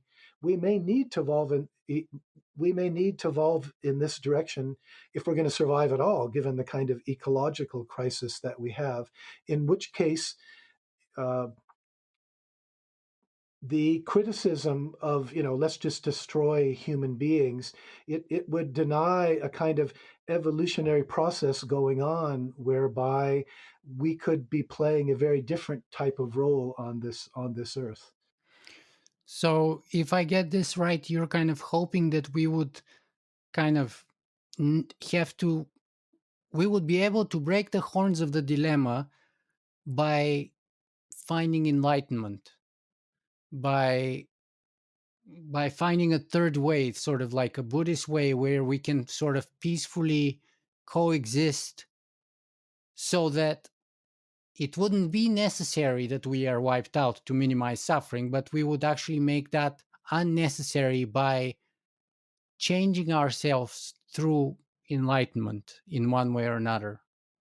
Well, enlightenment in the sense here of realizing our non separation, our Right. Yes. interdependence, our Yes. non duality here, Yes. in which case it follows naturally, it seems to me. But that also, there's this problem when you look at sort of ancient civilizations like the Mesopotamians or the Egyptians, Incas, Aztecs, Mayas, they all had this idea that they had an important role to play in keeping the universe working. You know, we're all aware of the kind of gruesome Aztec example of they had to cut out the hearts of the war captives and offer them to the sun god. Otherwise, things would fall apart. The fundamental idea there was that we had a role to play. We were kind of, and like the Mesopotamians believe, we've been created by the gods to serve them. Okay, well, what is our role? And you could say a lot of the dukkha of being a human being right now is, we don't know. We know we're here for a little period. It seems like all we can do, if we're lucky enough, is to enjoy ourselves if we can, while we can, as much as we can until we die. It's like, whoa, is there something else going on here? And what I'm suggesting is the ecological crisis may be the positive side of that, may be what makes us realize, hey, we have a role to play. We are an organ of this biosphere. We have a possibility here to serve the well-being of the whole, and in which case we are ourselves a vital part of that whole, that flourishing. In other words, the obstacle is the way, and this crisis is an opportunity for us to grow.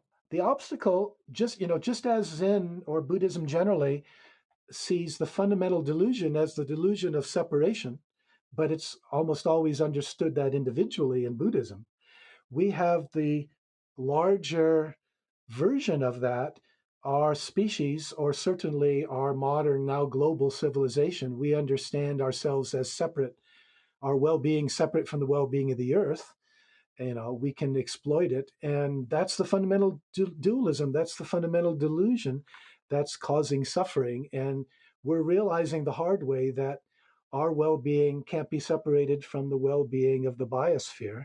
That's what the ecological crisis is all about, and it therefore offers us, this opportunity. Maybe there's something to learn here about what we are. There's this famous story in Buddhism. Right after the Buddha became enlightened, he was challenged by Mara. You think you're enlightened. Who verifies? Who authorized? Maybe that's just your fantasy. And the Buddha sort of famously, with his right hand, he touched the earth and he said, "The earth is my witness." And I don't even know what that means, but I get chills up and down my spine every time I think of it. But it does imply for me this sense of a more integral relationship with the biosphere that is not only the potential now, but also, as it were, almost like required if we're going to survive the next century or so. Let me give you two other proposed, or two other people's opinion. One is Peter Singer. I interviewed him a few months ago, maybe actually a couple of years on my podcast, and since he's kind of a utilitarian philosopher, he said, "Yeah, if that's the context and the world is better off without us, then I would go willingly." I'm not sure the world would be better without us. That's my point. So Yeah, I understand that, but in his opinion, if that's clear, and some have made that argument in the past, by the way, or even recently, that the world would definitely be better off without us. Then he says, if that's clear, then it would only make sense that on utilitarian grounds we go willingly with it and we don't fight it. Now, going back to Elon Musk, he says for the AI danger and for this kind of a problem in general, maybe if you can't beat them, join them. That's his kind of argument. And so his proposed path is a kind of a transhumanist path, which involves brain implants, by the way, whether through his startup Neuralink or other ways. Uh, he thinks that we can join or merge with the AIs and in that way become better and therefore be able to resolve our problems and address all of our challenges with the help of the AIs while sort of us becoming better too, or taking the next step of evolution, if you will, and becoming more than human, becoming transhuman, becoming maybe even eventually post-human, and so on. What do you think of that kind of a resolution? It kind of goes along Jundo's proposal. Yeah, I mean, some Buddhists would sort of automatically react against it because it's sort of not natural. But frankly, I don't think that that's really implied by Buddhism. And for Buddhism, the fundamental criterion is dukkha, it's suffering. And again, the other side of suffering in terms of flourishing, but flourishing beyond just sort of satisfying desires. That there's something more going on there. Um, the issue I have with transhumanism or even post-humanism is that often it seems to be motivated by fear of death. The idea that we can download our brain into a big chunk of silicon or something like that, as if death is the ultimate evil. And the Buddhist way of approaching death, it's much more like Socrates or some of the Stoics. That the solution to the dukkha of fear of death is not to immortalize ourselves, but to understand ourself and what it means to die in a different way. I mean, it's pretty clear in Buddhism.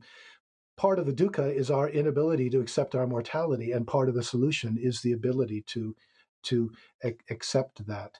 I mean, frankly, I can think of few worse scenarios than billionaires downloading their consciousness into a silicon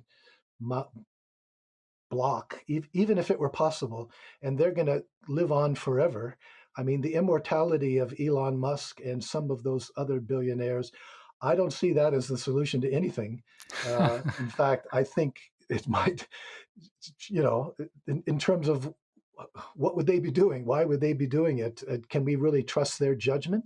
The fact that this would be so much decided by economics and maybe sometimes political power. I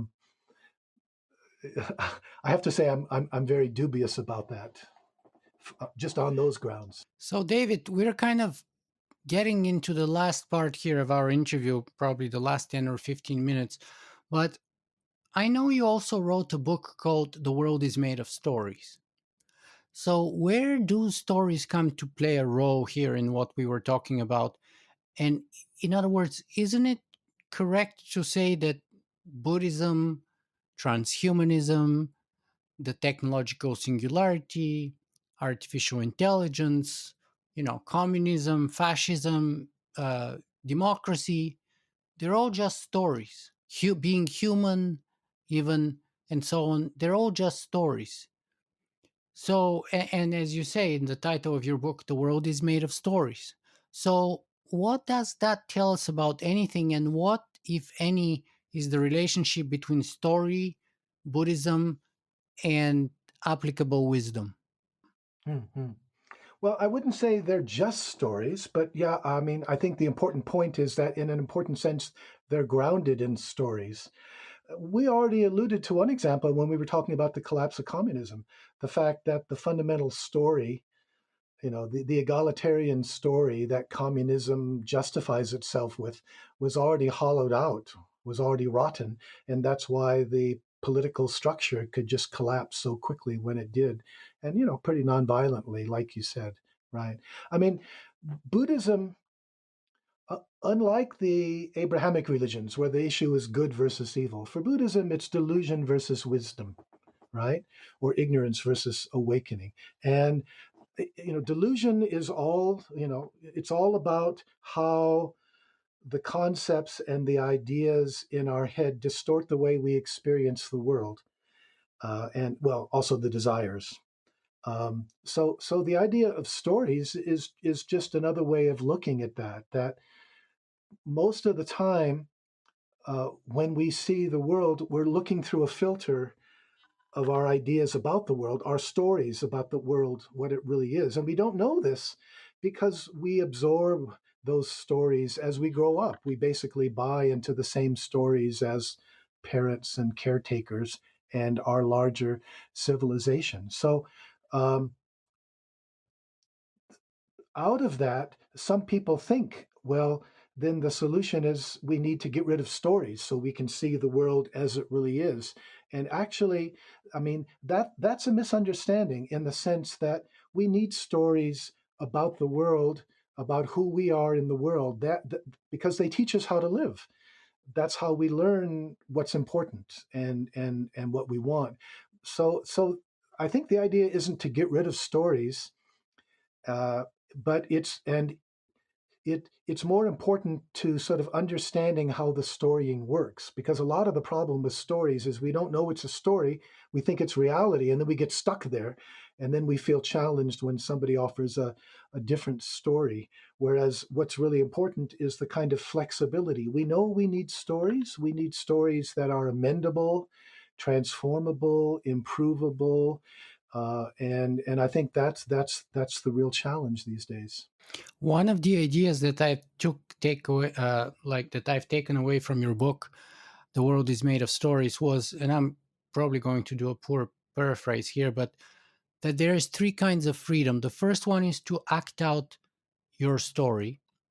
The second is to basically rewrite the story, to write a new story for yourself. And the third one is to be aware of how story itself works, what are its limitations, and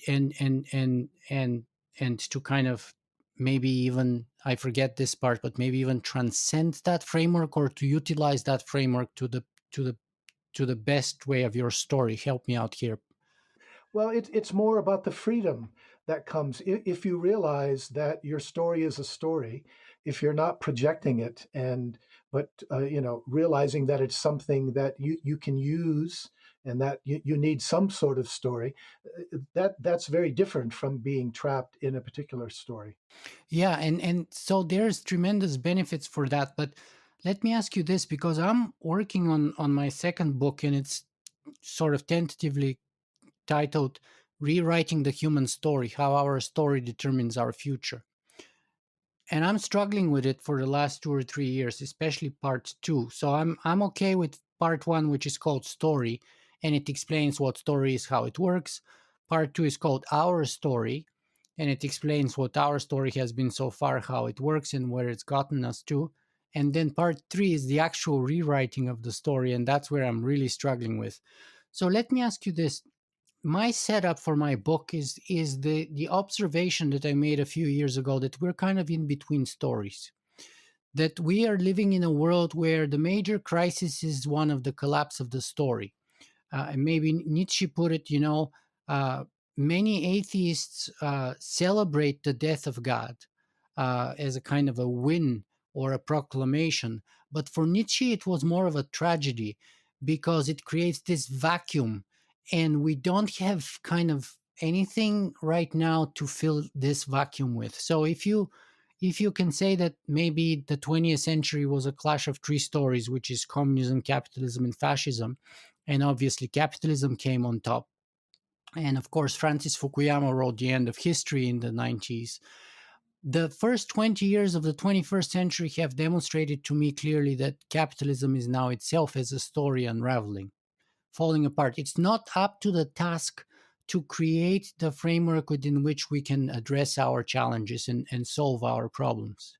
And therefore, we need a new story to act as the framework which would allow us to solve. In other words, capitalism may even be creating the situation where our current problems are unsolvable within the story of capitalism.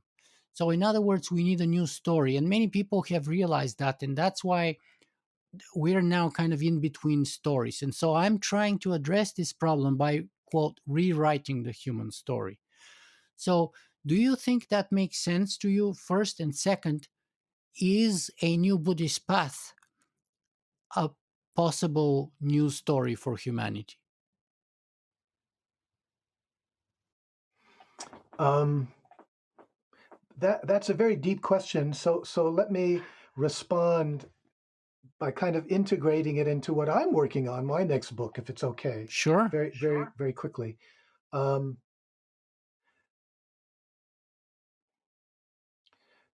Buddhism talks about the three poisons: greed, ill will, delusion. Where do they come from? Buddhism doesn't talk about that, but if you think in evolutionary terms, sometimes they helped survival. They helped to. Sometimes the person who was greedy and violent would be more likely to have kids that would survive. In other words, there seems like there's some evolutionary function there. And if you look back at the evolutionary process, we can see some kind of negative things built into competition, both individually, but also groups stick together because they compete against other groups, you know. And when the other group isn't there, groups tend to fall apart. And I think that's what's happened after the fall of communism. You know, America falls apart after the Soviet Union does because we don't have an enemy anymore, right?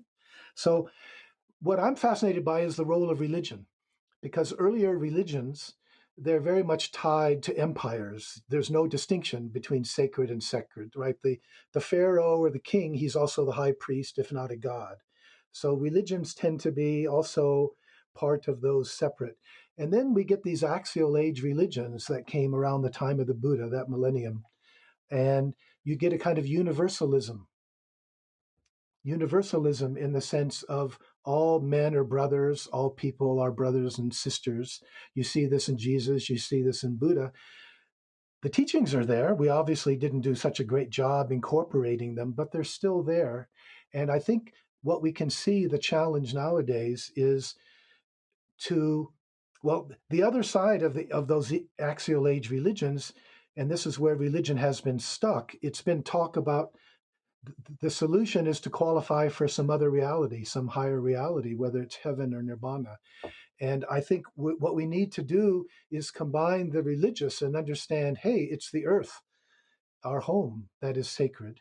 And we also need to expand beyond the individual, uh, expand beyond the universalism of other human beings to include the biosphere and other species, right? So the reason I mention all that is there is this wonderful new story that's coming from people like Thomas Berry and Brian Swim, where they're offering us a new understanding of evolution, that the human species is a way in which the earth is becoming more self-aware. And I think we can understand it in those terms, that is how and that involves a more sort of metaphorical way of understanding some of the teachings, so that we're not caught up in some of the emphasis on trying to. It's like when I say metaphor, religion has always been about transcending this world, so often, at least the main religions, qualifying for something better.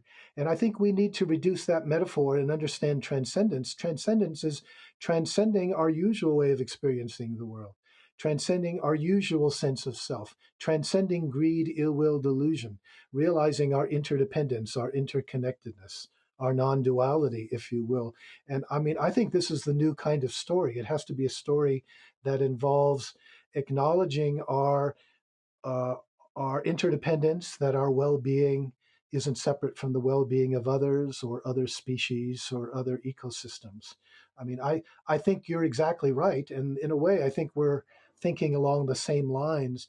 What is this new story? And this is the direction that I've been thinking about, that we have to move there. Does that fit into your understanding Yeah, or? yeah, we're both seeking the new story. And what I'm gathering is that for you, that new story has to have elements that do not transcend our context or our reality, but rather transcend our evolutionary baggage, or the three poisons that Buddhism talks about, to be transcended in that new story. So in a way, it's kind of like a new Buddhist story, with obviously with Buddhist ontology, but kind of transcending into a kind of a more modern, adapted story to our current predicaments. If I get it, and that makes total sense to me. Hmm. Is that consistent with your story? What would? Absolutely. One of the reasons why I brought you here, and I'm bringing many other people. And by the way, I have the universe story and Brian Schwim on my radar too. And I am going to ask him to come on my podcast and read his book. And all of that is precisely because I agree with you that Buddhism has a lot to offer in that sense, and definitely will be part of the future story, at least as little as, compassion and non-suffering principles, which are major principles in my book: minimization of suffering and compassion and so on. um, so yes, definitely, uh, definitely, definitely, we're in agreement with that. Yeah, absolutely.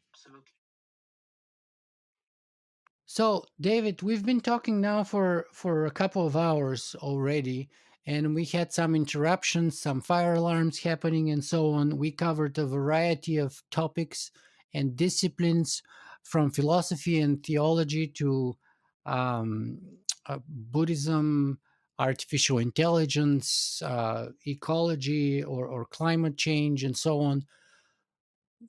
What do you think is the best way to wrap up our conversation? What's the message that you want to send us away with? Well, I really like those fire alarms. I mean, taking them metaphorically, the correspondence is pretty interesting, isn't it? Or the synchronicity, I guess I should say. That we're having a very nice conversation, but let's always remember the larger context. You know, I think Chomsky's right. This is the most dangerous moment in human history, and what you and I are doing is we're engaged right now talking about the connection, how we've got into this mess, and what kinds, and we can see the old stories are falling apart, and we're just struggling, working in our own way, trying to sort out the new kinds of stories that we both realize are necessary. But we also have to keep in mind that stories in and of themselves are only part of what is needed. Remembering Joanna Macy, she's also talked about the importance of preserving what's still there and creating new structures. So the background always in my mind is, for the bodhisattva or ecosattva, the story has to be balanced by some kind of engagement. There is an engagement in the story of just what we're doing, the way we're talking, but we also need to keep asking ourselves, what else might we do, both individually and collectively, to not only bring this story to awareness, but also to work toward making it real in terms of how it actually is operative in the world. Earlier I talked about those three questions: what do I have to offer? What's the possibilities? What calls at my heart? That can be done in groups too. Groups can use those as discussion points. And I think we need to come back to that, and come back to that periodically, keep re-asking ourselves, given the situation, given don't know mind, given how maybe things are developing in a, what do I have to offer, and what really tugs at my heart. So keeping that keeping that fresh, I just think is really, really important. And what are the best places, perhaps, for people to follow you and your work? Well, thank you for that soft question. Um, well, first of all, I do have a website, davidloy.org, which has a lot of material there, more than anyone can read. But there's also podcasts and videos, interviews, talks, etc. And that basically it expands on the sort of things we've been talking about today. The other thing is, I'm one of the founders of this new Rocky Mountain EcoDharma Retreat Center above Boulder, rmerc.org. And we offer EcoDharma retreats where the kinds of concerns that we've been talking about. What does it mean to be an ecosattva? Those are things which I mean, we spend a lot of time, basically all our time, weather permitting, outside, and a lot of meditation, but we also reflect together on the kinds of questions, getting in touch with our own grief, feeling empowered by that. So, if people want to follow up, there are those retreats, which I'm teaching every summer. I'd love to attend one of those retreats myself, to be honest with you. And Colorado is such a beautiful setting for those retreats that I could hardly think of any better place for doing that. But if we are to put it into a single sentence, what would that be? Would it be something like, don't forget the fire alarms? Or what's the one sentence sort of Zen koan version of our conversation here? How do we encapsulate the very essence of what we are talking about in like just a few words? How do I respond appropriately to what's happening? Wow. That's the essence of wisdom in a way. How do we respond appropriately to whatever, you know, fate throws at us at any point in life? That's what philosophy is all about. That's what Stoicism is all about. That's what Epicureanism is all about. That's what Socrates was all about, of course. And of course, that's what Buddhism and Zen Buddhism is all about. That's what Bushido or Budo is all about, too. Wow. So often our response, though, is mutilated or distorted by greed, by our negative feelings, by our delusions, uh, by all of those sorts of things. And so, we usually need some kind of contemplative practice that can help us do that. How do I respond appropriately? David Loy, thank you very much for being with us today. Thank you for the invitation. I've really enjoyed our conversation. Keep up the good work. If you guys enjoyed this show, you can help me make it better in a couple of ways. You can go and write a review on iTunes, or you can simply make a donation.